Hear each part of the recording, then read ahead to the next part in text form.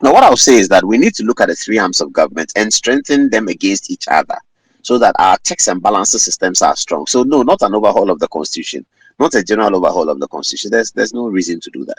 But we have to, because this constitution has served us 30 years, so you can tell that it has some good points.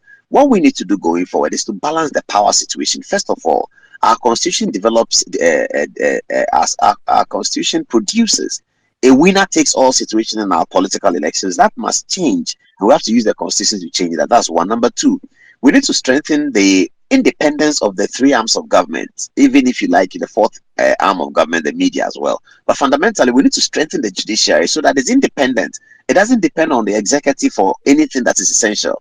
We need to strengthen the legislature so that it doesn't depend on the executive for anything that's essential. And we need to strengthen the executive so that they can carry out its job.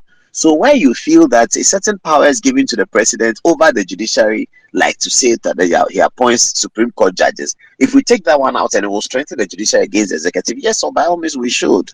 Where you feel that ministers of state who are members of parliament become the first ministers before other ministers who are not members of parliament, and that the ministers who are members of parliament become the first MPs before MPs who are not members of parliament. If we find that that is weakening the legislature and is not allowing it to be able to perform its constitutional duty, we take that out so that we can strengthen the legislature and strengthen the executive as well. Once we can develop a power parity between the judiciary, among the judiciary, the executive, and the legislature, we are getting somewhere. So I feel that we should look at it critically.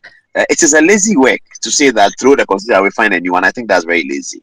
We need to look into our constitution and look at the aspects that need to be amended so that we can develop it to move forward. And I think the framers of the constitution, they envisaged that already. That is why they made provisions for constitutional amendments.